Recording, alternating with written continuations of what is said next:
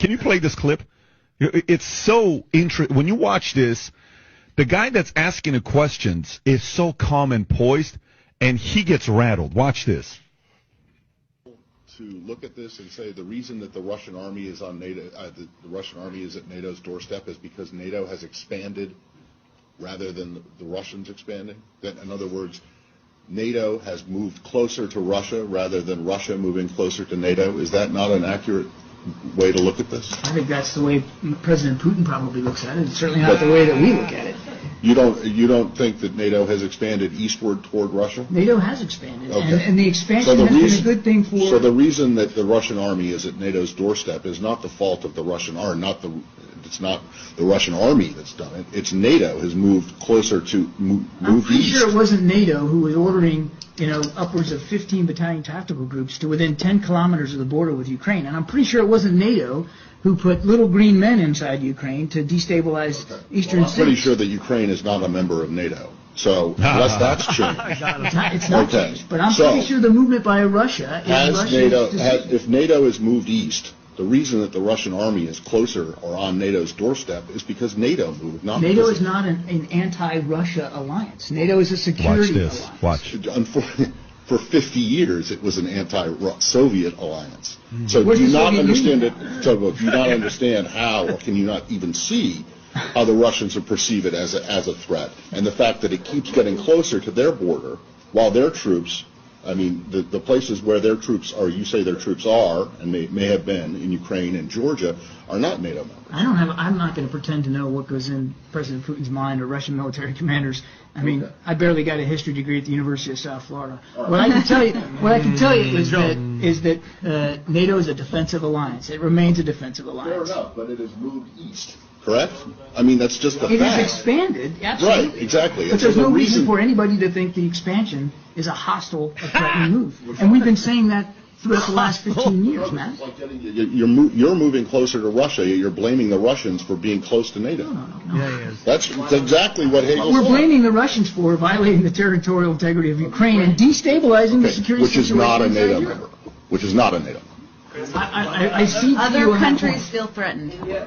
Nothing makes me happier than when you actually see a really good reporter that has the balls to do stuff like that and isn't silenced because they're scared about losing their job. I love things like that. But that's a guy named Matt Lee, that journalist. Good named Matt Lee. What are your thoughts when you see that? Well, it's obvious that they don't want you to know the real history. They don't want you to know that when Germany was allowed to reunify, the promise from NATO to Russia was that we won't expand NATO. And then, of course, it did. I think there's 13 or something more countries that they put into NATO. And now they wanted to put Ukraine into NATO or threaten to do that. That would be like if Russia got into a military alliance with Mexico and they wanted to start putting military bases in Mexico. We wouldn't allow that. We wouldn't allow it. And just like what happened in Cuba with the missile crisis in the 60s, we wouldn't allow stuff like that. But we're doing that, and people don't want you to know that this NATO is not a defensive, it is offensive. This is a war that was started and provoked by NATO and the West. Zelensky ran on peace. He ran on bringing the country back together, right? The Russian speakers in the East, the Donbass. But he didn't do it. So why? Because he got threatened by NATO and the ultra-right, the Nazis in Ukraine. And so they threaten to kill. He knows he's a dead man if he does a peace deal with Russia. So that's why he won't. And when they had a peace deal in March, and that's when Boris Johnson from the UK flew there and said, hey, you don't do this. And he killed the peace deal. So Russia is the one that wants peace in this deal, and Ukraine and NATO do not. They want to bleed Russia economically, and that's why they blew up the Nord Stream 2 pipeline. And they allegedly, they've always said they were going to do it, and they did it. And for the life of me, I can't get why the European nations are going along with this. They've said stuff like, there was the foreign minister of Germany said, I don't care about my people if they don't want this. I care about the people of Ukraine. What leader of a country says they don't care about their own people, but they care more about somebody else's country? It's crazy what's going on. So people don't realize that NATO has provoked this. In fact, there was a peace agreement in 2014. The CIA helped overthrow the Ukraine government. And then the people in the Donbass didn't want to go along with this coup government, right? Because the leader of Ukraine wanted to be friendlier economically with Russia instead of join like the European Union. And that they couldn't have that, right? So that's why they did a coup. And the people, the Russian speakers in the Donbass didn't want to go along with that coup. And so they kind of wanted to break away. Ukraine government started shelling the Donbass, and so they had a peace agreement called the Minsk Agreement, and that was supposed to give them independence. They were supposed to have their own elections, and they were going to stop shelling them. They never did. They ended up killing like 14 or 15,000 people in the Donbass over the last 8 years, and now it's been revealed that that peace agreement was never real. Merkel, the former prime minister of Germany, just admitted that the only reason they did that peace agreement was to give Ukraine enough time to build up its military, so when they finally did provoke an invasion, which is what they did, that they would have a military ready to fight Russia. And so people don't know this is what happened. And so they just think that one day Putin woke up and said, I want to go invade Ukraine because I'm a maniac. And they think that he's the bad guy. They think that he's acting rationally. We always knew he would do this. In fact, we were counting on him doing this. That's why we did what we did.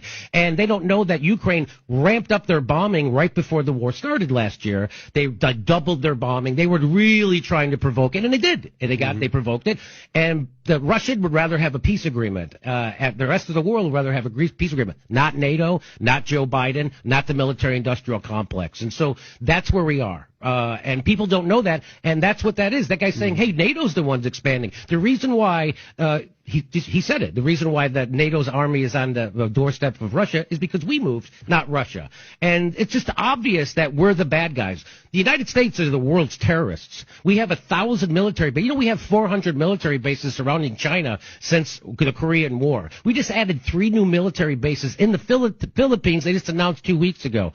This is how all empires end. We're overextending militarily while we have people living under every bridge. People don't have health care, a living wage. Half the country can't afford a $500 emergency. 80% of workers live paycheck to paycheck. 50% of wage earners earn $30,000 or less. People go bankrupt when they get sick in this country. We have homeless people everywhere, and that's because our government is 100% corrupted. It's the people think that it's corrupted like, oh, Joe Biden gave his kid a no-show job on a Ukraine energy board, or Donald Trump gave his kid a deal with the Saudi. No. That's regular corruption. I'm talking about 100%. Everything the government does, it only does it because of corruption, and that's the only way the wheels get greased is through corruption. That's why we can send $100 billion to Ukraine without any oversight, and we still won't send it to our own cities to fix our homelessness or our bridges that those homeless people are living under. We won't even fix our own goddamn country. So people don't realize that this is pretty much a banana republic. We're at the end. This is the end of this empire.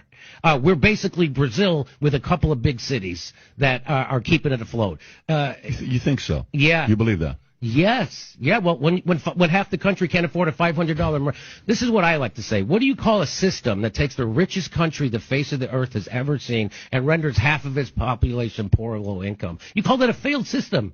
And that's where we're living in, and people think we're going to be able to vote our way out of this. What we have to do is get people in the streets. So when someone like AOC has 13 million Twitter followers and Bernie Sanders has, they're supposed to tell people to get in the street, shut stuff down, protest, and take our government back. But they won't because they're part of the system. And that's what I'm trying to wake people up. And it's worse off having people like Bernie Sanders and AOC in the Democratic Party in government, even though Bernie claims he's an independent. He's a Democrat.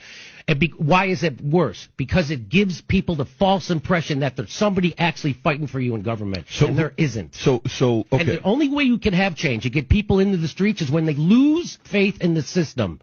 And we have to get them, we have to disabuse them of the idea that there is somebody fighting for them in this system, and there isn't.